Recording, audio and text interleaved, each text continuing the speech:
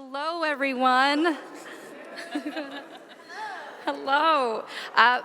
My name is Noelle Velasco, and I'm one of the program coordinators at the American Writers Festival. I'd like to welcome you all to this program at the American Writers Festival. Our next program is presented in connection with our upcoming initiative, Dark Testament, a century of Black writers on justice, which uplifts the contributions Black writers have had on America in the period between the end of the Civil War and the beginning of the Civil Rights Movement. The Future of Black is an anthology of superhero poetry, comics, and stories dealing with Afrofuturist visions of the way the world will be. Its editors and contributors are here to talk about those visions.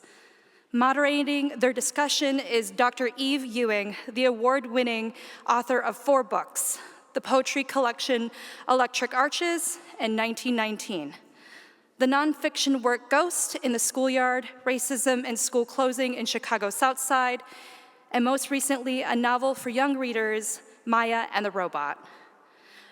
Dr. Tara Betts is the author of Break the Habit, Arc and Hue, and the forthcoming Refuse to Disappear. She is the inaugural Poet for the People Practitioner Fellow at University of Chicago and founder of Whirlwind Learning Center. Melissa James is an emerging writer and artist whose work explores Blackness, science, and theopoetics. In addition to The Future of Black, her work has appeared in the Black Liberation Blueprint, Gumbo Magazine, Edge Effects, and Blue Notes, an anthology of love, justice, and liberation. Future of Black editor Len Lawson is the author of Chime. He has earned fellowships from Tin House, Palm Beach Poetry Festival, and Virginia Center for Creative Arts, among others. His poetry appears in African American Review, Callaloo, Mississippi Review, Ninth Letter, Verse Daily, and elsewhere. Future of Black editor Cynthia Manick is the author of No Sweet Without Brine, and author of Blue Hallelujahs. Manick is founder of the reading series Soul Sister Review. Craig Stevens is an artist academic that writes and curates around themes of transcultural Blackness, freedom-making, and radical solidarity.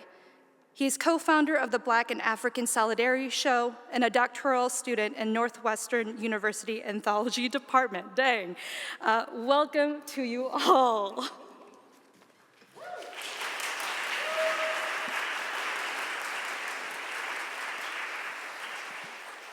Thank you all so much for being here. It's truly an honor to be in conversation with these incredible editors, contributors, poets, thinkers. I'm probably going to be masked at the times when I'm not talking, which means I'm going to make a bunch of emotive faces now for you to copy and paste, and you're like, wow, oh my God, wow, ooh, that's deep. So just remember those are the faces I made and insert them appropriately. I wondered if we could each begin with a reading, and I've asked each of the editors and contributors to either read something of their own from the anthology or if they wish to share another favorite with us. So I'll turn it over to them, and maybe we'll start right here at the end with Len. Thank you very much. It's a pleasure to be here. Glad to see everyone here. So I'm just going to start with one of the poems that I wrote from the anthology. This is a suite of poems about Amanda Waller. I'll try to keep this intro short, but if you're not familiar, Amanda Waller is in the DC Comics a co-founder, or one of the founders, if not the founder of the Suicide Squad. She is an African-American conservative at the highest levels of government. So there's an episode in one of the animated series from the Justice League in which Batman basically breaks into her home, and they have to have a very intense conversation. So this poem is called Amanda Waller Attracts a Bat. She awakes at 4:30 a.m.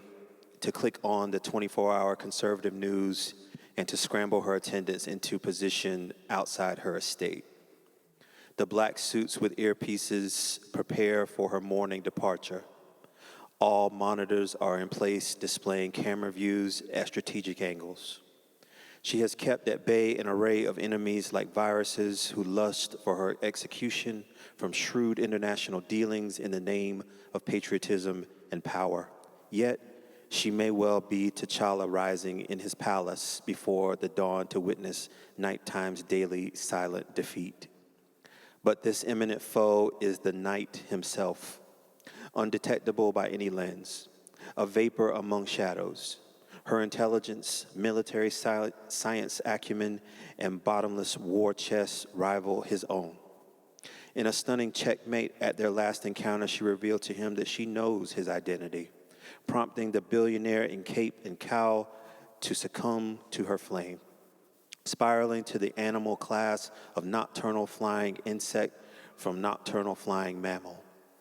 What could his privilege desire from her that he could not righteously detect or ubiquitously procure? She cannot be intimidated by local police, brutality, or a callous criminal justice system. She has overcome the plagues of bone-grinding debt and ravaging poverty. From centuries of distributed wealth denied to her people, but hoarded by his with the same ruthless injustice and sinister business practices he attempts to thwart beyond his intimate obsession with the night. Perhaps it is this intrigue that brings him to her doorstep, to lust as her enemies do, to understand how she can excel in his domain of chess-like maneuvers on the world stage cloaked by the same shadows he adored first, to investigate how she hides her deeds of self-appointed justice in plain sight within the belly and brain of the American government's capital without masquerading in costume, while he chooses to toil endless hours in a cave amid screeches of flying rodents who are attracted to the shadows as he is. Now it is her darkness that lures him to her grounds, her window, her sanctuary, her very shower, a glimpse of blackness in its rawest form, one weapon he cannot tuck into his utility belt. More darkness than he saw on his first night in the cave. But he is one with the night now, and hers before the dawn, invading her turf, planting his flag like any colonizer to prove he can.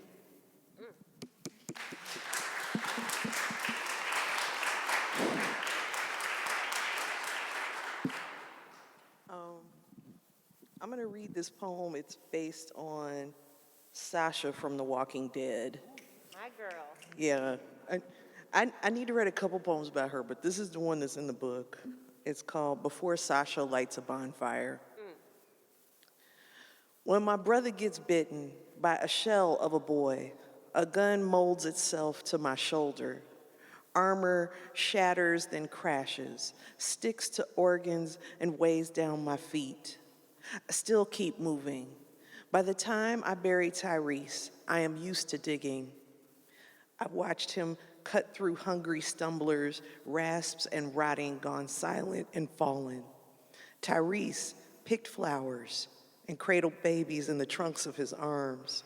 I knew if we both survived every crumbling wall, each collapsed fence, he and I would look at each other, laugh, and remember. Instead, I lose him after losing Bob and his jokes to slow, rabid dementia pressed from undead teeth. Understand why I hunt walkers, mow them down, quiet, relentless half screams, pile them in the pit and then fall on their bodies. Their decomposing becomes a smell that no longer phases me, while my back rests on the huddled mess. On my back, I look up at the clouds. Unbelievably, the whites still break and float in clear blue. Maybe I can cry now, maybe for a minute.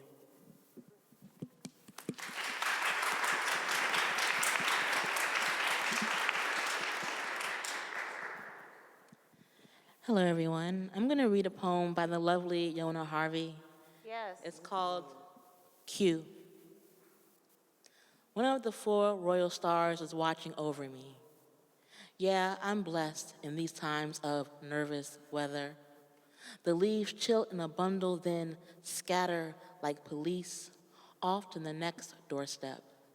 They don't step, they don't faze me. These jeans can hold 3 men, but it's just one of me. Girl, only sun, only sound, only seer. All this green to gold to red to orange is just theater. I'm the real. Keep your eyes on the navigator of snow and infinite gray. I rock these boots all year. What a storm got to do with me? Who knows the number of strolls to heaven? Not that I'm thinking on it. The heavens know my real name, but you can call me Q. Quicker than Q, but anyway, certain things a man keeps to himself. Jesus wept, so I don't. The past is for people who like to play things over and over. Me, I'm on the next song. Listen to my own head symphony, to the royal stars, the colors, they thrill me, they fuel these legs.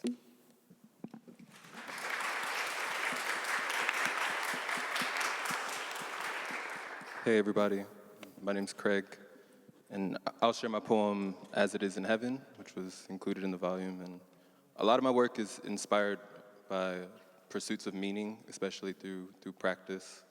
And I just really love the way that Black people curate experiences of joy for themselves. And so I was working on a couple of exhibitions at this time, one on the Negro Motors Green Book, another on change makers of the 20th century, and I was doing a lot of archival image research and was really inspired just by the visuals that I was getting. And so I wrote this poem kind of out of that process of how I understand the heaven that I manifest for myself. So it goes. As it is in heaven. Thus my path is written. I am serious.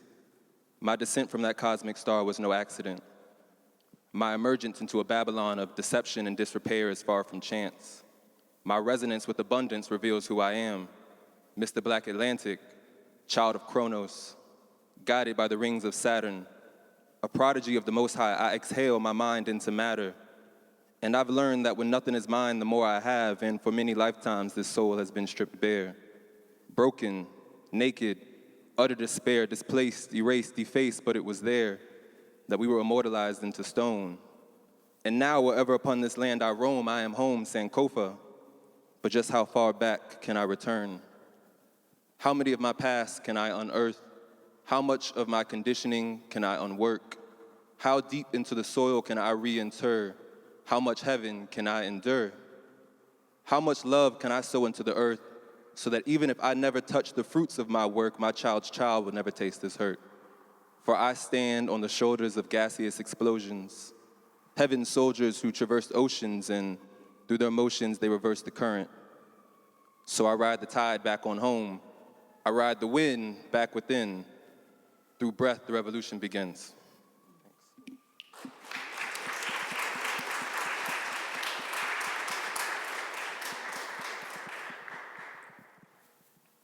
Hi, everyone. My name is Melissa James. Also very delighted to be on this panel with some amazing folks. And I'm going to read my piece, which is titled, Why Black Women Write Horror Stories, a not quite fictional survey of Black female horror writers in the US. And it starts with a quote. I'm thinking a lot about how I use Afrofuturism in terms of processing trauma as a horror writer. The piece of it that most attracts me is how to take evil and create a sort of funhouse mirror image of it. That is not the thing itself, but a visual or written expression of a thing that is frightening or frightful, and creating survivors. Tanana Reeve Dew. Black women write horror stories because US history should be told as a scary story, because slavery was a living nightmare, because generations of Black people survived mass kidnapping, physical and psychological torture, rape and murder, and systemic dehumanization. Because look at where we find ourselves today. Black women write horror stories because Black people still fear for their lives, because white people are still afraid of their own shadows, because most folks refuse to actually look in the mirror, because they want good and evil to be black and white. Black women write horror stories because we have to exorcise these demons, because it isn't just all in our heads, because the monsters we have to face are real, because this country fed upon the flesh and blood of our ancestors to bring itself to life.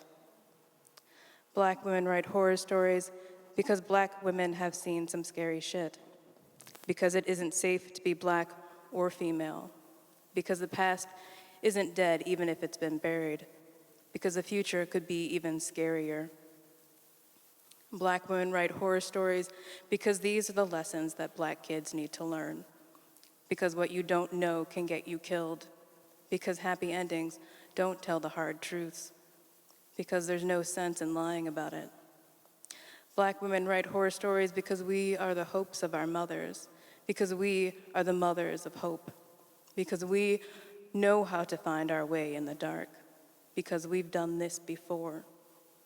Black women write horror stories because it's time to right the wrongs that have been done to us, because this is how we help our people make it out alive, because we have always been our own greatest heroes, because telling our stories just might change history.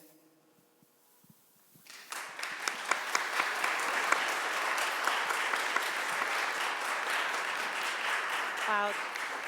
Thank you so much to each of you for sharing that tremendous work. I think that if you talk to 10 different Afrofuturists, you'll get 15 different understandings of Afrofuturism. But as the title of this collection suggests, this volume has a focus specifically on black superheroes and comics. And Len, in your introduction, you wrote, and I'm quoting here, "I had a vision to track that pilgrimage with Afrofuturism and poetry back to those places I left behind as a kid, in front of the TV, in the classroom, at the library."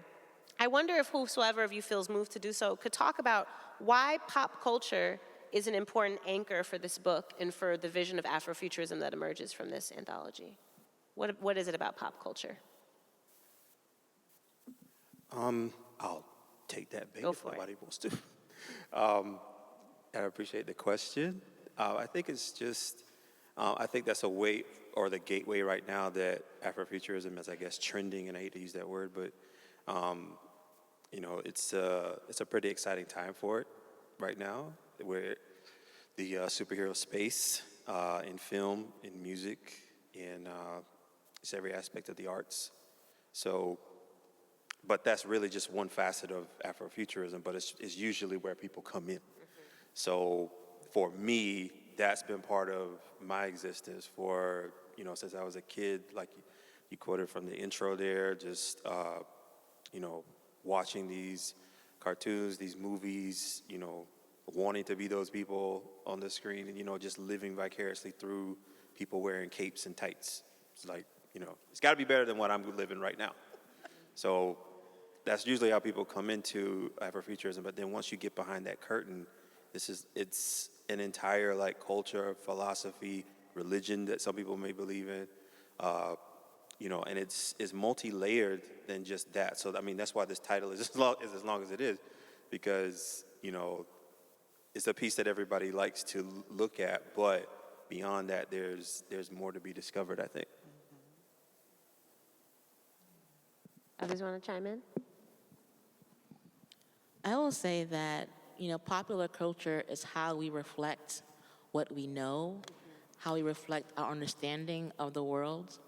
I think as children, we don't have the architecture of belief. So as children, we think anything is possible. We can imagine the sun is following us. We can imagine we could be Storm. We can be Wolverine. All we got to do is grow our nails long enough. So as children, we already have that sort of futuristic thinking without even knowing it. But as we get older, that ability to imagine what's possible sort of gets lost. And I think now that ability has returned in terms of questioning the who, the how, and where we could be. Even when we're imagining the ends of films, putting our own stamp on the remixing how we got here. What if we were here before? Exploring those answers and those questions is how I think people are diving into Afrofuturism, because it's more about imagining or reimagining a future, and then without any limits. You know, Len and Cynthia, you put out such an amazing editorial vision for this book, and it shows, and I'm curious for Les, Tara, and Craig, if you could each talk about why that vision spoke to you, and how you think about your broader artistic project as a poet, as a person, and how Afrofuturism fits within that. I know for me, I was really interested in this project because there's probably been a couple of other, just 2 anthologies that looked at comic book heroes in particular. And I was in one of them and I submitted because I said, I bet you they won't have Black superheroes in it. And I kept thinking, I said, and do I want them to write a poem where they represent it in a way that doesn't make me feel comfortable if they're not if they are writing about Black superheroes? So I thought a lot about that, but then I was also thinking about, we're in this really interesting time where now science fiction, comic books are starting to look more like how people actually look in the real world, you know, which was one of the things I loved about The Walking Dead in particular. And even that needs to be unpacked, right? Like, are we creating these things where we realistically see each other in the future? Because when I was a kid, we would, you know, you knew what the horror movie trope was, is the Black person dies first. Right. And then the other trope when you looked at science fiction movies is that I guess there are no Black people in the future, right? The Jetsons, we're not there. We not in the Jetsons, you know. But also, too, I kept thinking of that idea of the alien, right? Like, the alien kind of stands in for people of color in so many old science fiction stories. And I was like, nah, we're doing a whole other thing. People are gonna be whole, full characters in this future now. So I said, this book has the opportunity to do that. That's gonna be exciting, you know? And, you know, I knew one of the editors. I knew Cynthia, and I had been social media friends with Lynn, and I said, oh, they're doing it? So then I got really excited again and said, I'm definitely sending poems, and I'm excited to see who else is in it, you know? Thank you. Yeah, for me, I was really inspired by this radical imagination. Okay. Yeah, do we need another mic? That one's decided. Is it all right? Okay, we're good now. It was too radical for the mic. Yeah, I get really inspired by radical imaginations. And for Afrofuturism, for me, it's about imagining landscapes of freedom that often are very different from the current existence, so divergent futures. And I guess by day, I'm an archaeologist. I work in Liberia. I study the back to Africa migrations. And those are peoples who, they were socialized different than us, so sometimes the results of those migrations. You know, Cynthia, can you pass that mic? Thank you so much. Okay, so back to Africa migrations. It's a process in which I often see myself within these peoples who were seeking to pursue a land of freedom, to create this landscape of abolition, and to repatriate and reintegrate themselves, their diasporic selves, into an African way of life. And so they settled in Liberia, or the land that became Liberia. And in this process of me being able to excavate the settlements, their homes, and the ways that their descendants made place is a really intimate process of seeing myself in the past and kind of working towards them from the present to pursue divergent futures. And I love that aspect of Afrofuturism, seeing it in our ancestors, seeing it in ourselves, and the way that will be held by our children and our descendants. And so just this idea of superheroes as us being superheroes, as people who have this power to manifest and to alchemize our situation into something beautiful. I loved the opportunity to contribute to that, because that's really the kind of thought process that guides all of the work that I do. And I would say for me, I had a chance to hear Cynthia and Len. I think it was one of your Instagram community reads, and someone was mentioning that this anthology felt like a place for misfit poems. in terms of, we all write in celebration of various heroes, characters, or in conversation with these ideas. But it had not occurred to me that there would be a good place. And my poem in particular was actually, I guess, part of a kind of internal conversation that I was having after watching a panel on Afrofuturism. And it was very much me kind of internalizing. I had this light bulb moment when someone, was saying, black horror is black history. Black history is black horror. Again, this notion that basically runs through the piece that I read. And, it took me a while, but I had to process that. So, and after doing that, it was not the kind of piece that I could see getting published, especially in, some of the, I'll say, more mainstream venues. And so it was really nice to find someplace that this poem would fit. Thank you so much. Glenn, did you want to add something? I was going to say, Cynthia, you need to trademark that phrase about, what was it, the misfit poems? Yeah. The B-side poems, the B-sides. The B-sides. Yeah, we all have these poems that they're weird and gorgeous. No one wants to publish them, but we love them. Yes. Because we're so nerdy. They're all scattered about the universe. Yes. Put them in one place. One day they'll come together across the parallel universes of reality and form a super team. So I want to make sure that we leave some time for audience questions. I'm going to ask just a little bit more. One thing that was really interesting is that many of the poems in this anthology will be new to folks, but there are also some classics in here that you got some pretty, you kind of stunned it on us with the reprint permissions. So there's poems from Lucille Clifton, Nikki Giovanni, Gil Scott-Heron. I wonder how, if anyone feels like chiming in on how viewing those familiar voices, familiar poems in the context of this anthology invites us to see that work differently. I'm looking at you, Dr. Betts, because I know you think a lot about these things, but open to anybody. I was so excited that Lucille Clifton's Superman poems were in this collection. It's the B-side poem. Right. Yeah, It like is. a lot of Deep cut. people, I think they're primarily in the Book of Light, right? And I think a lot of people slept on that book because she has a poem about, she has a lot of biblical poems in there. And so she plays a lot with characters in that book, and people kind of skipped over that. But she also has a poem about MOVE organization that a lot of people don't talk about, and critics have gracefully jumped over it. And I'm like, yeah, you don't want to talk about the poem where she gets a little radical in a way that doesn't make you feel like she's sweet and motherly. And I think she bucked against that too. If you met her in person, she's like, yeah, I'm a mom, but don't get it twisted.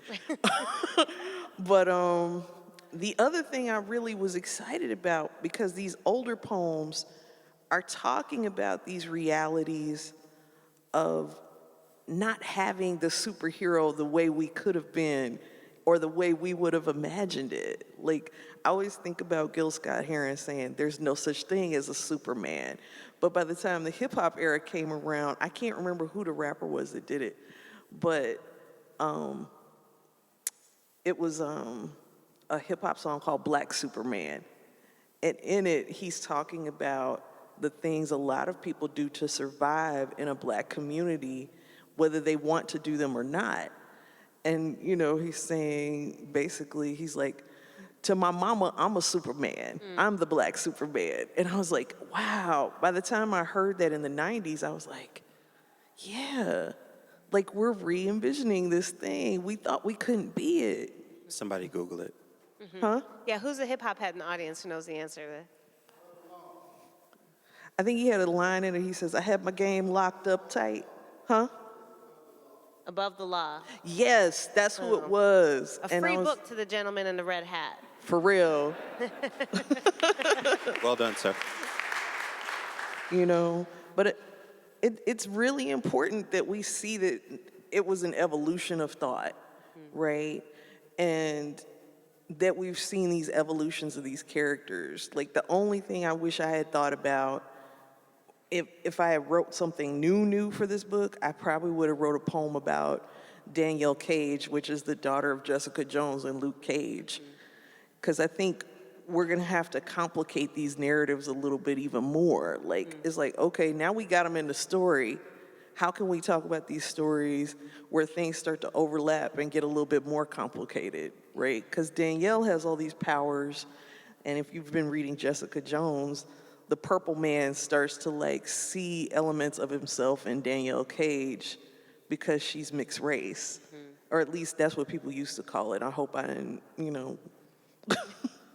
Well, that might have to be volume 2, right? Because to your point about Lucille Clifton, sometimes we have, make it happen, publishers. Yes, volume 2. Volume 2, because I think to your asked point about repeatedly. Lucille Clifton, people often have very flat ideas about what they want comic book characters to be, right? What they want black superheroes to be, and very flat ideas about what they want black poets to be. So I'm ready for volume 2. E-viewing has spoken.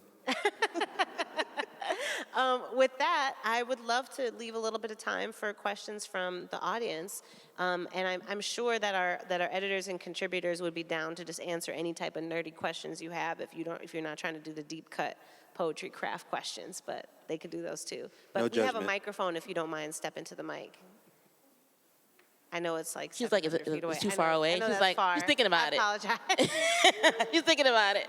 Noelle, our superhero Noelle is going to bring the mic to you. So kind. Noel. Come on, Noel.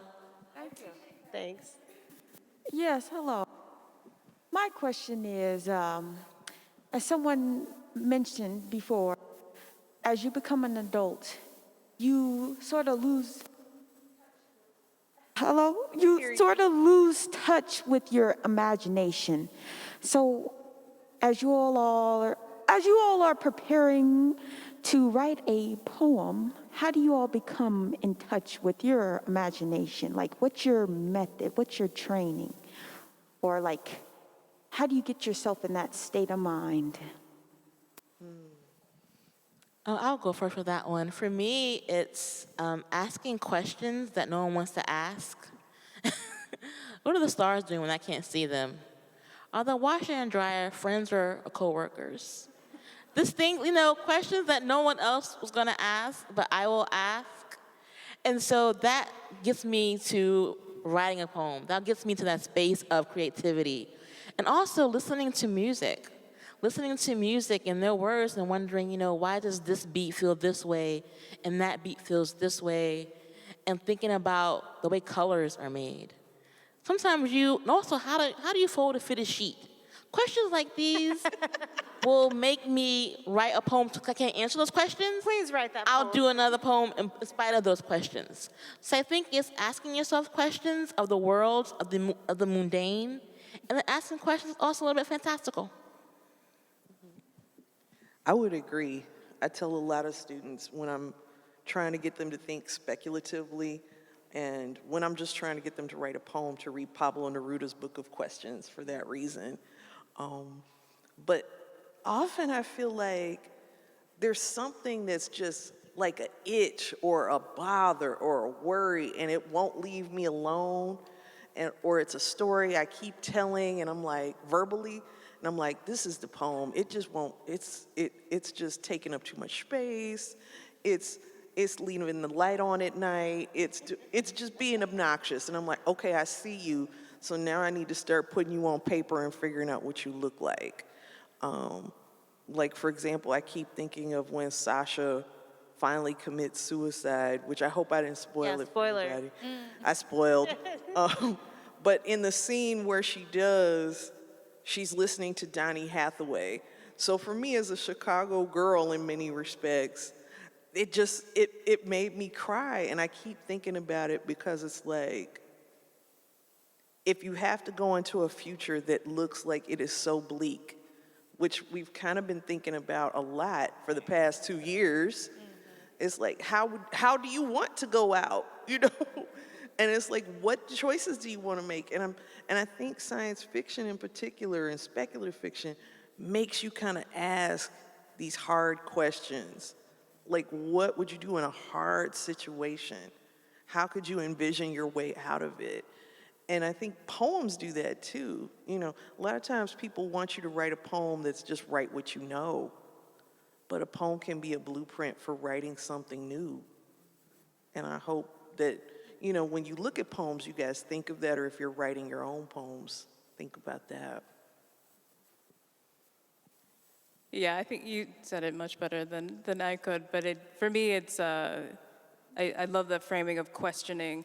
I always think of it I like the word wrestling, to borrow some of the biblical implications, but wrestling with an idea or just something, that foil that challenges you, even the thought, the emotion, whatever it is that I need to process. And I think I have a very loose definition of poetry. I mean, like mine was basically like, it's a list poem, right? But even that can get me into the space where I can be with the question or the idea without necessarily trying to solve it.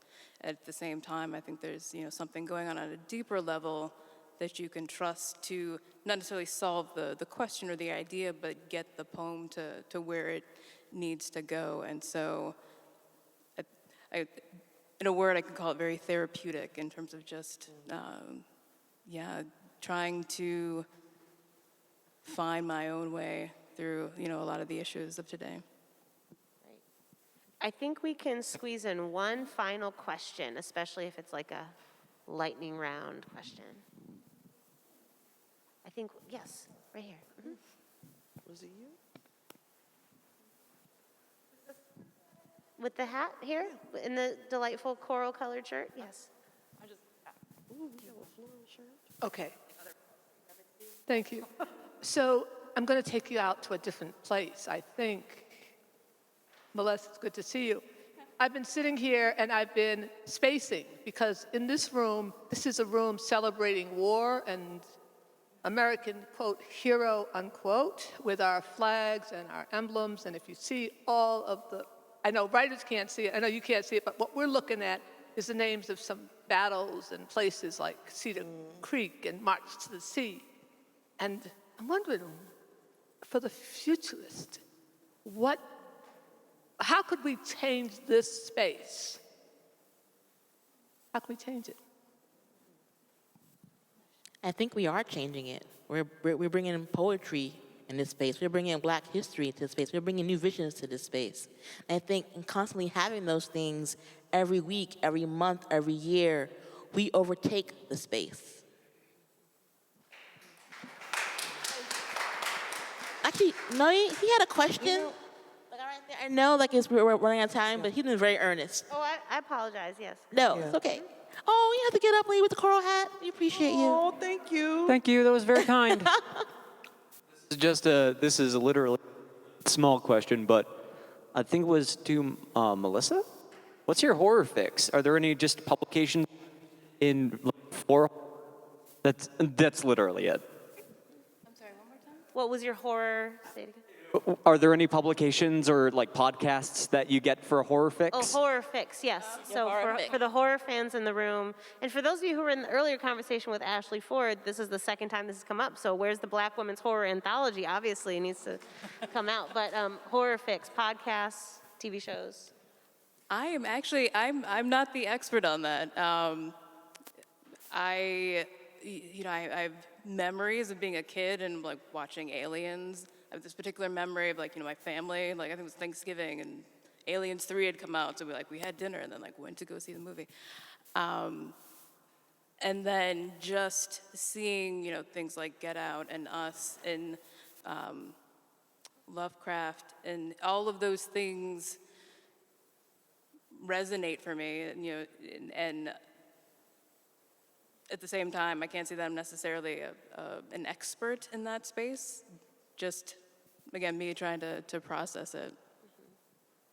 Go ahead, Tara. I'll be quick. I really love horror anthology movies. That's my jam. So the ones more recently that I liked, I've been enjoying the Creepshow series. I knew you were going to say Creepshow. Creepshow is my jam. And the new ones are good. The new ones are on Shudder. They're very creepy. And they had, the one from childhood that I love is Tales from the Dark Side. And it used to be on WGN for the Chicago people, who remember. And it would come on Sunday nights after my parents put me to bed, and I would sneak and watch it. And just be like, okay, I've turned the TV so the angle of the TV light won't show on the doorway. Go to bed. Yeah. Turn the TV off. Yeah, that happened a couple times.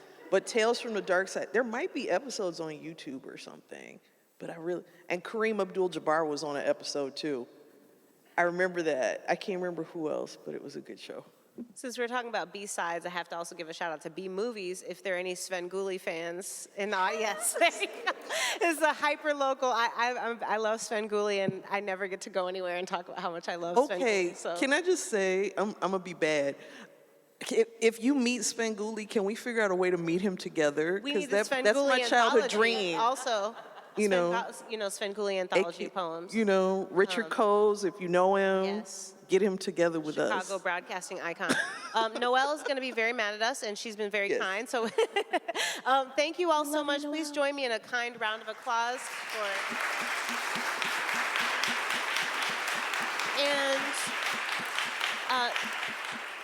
And the Future of Black is available for sale just outside if you go out and head straight out through the doors. And will you all be Pre-signed.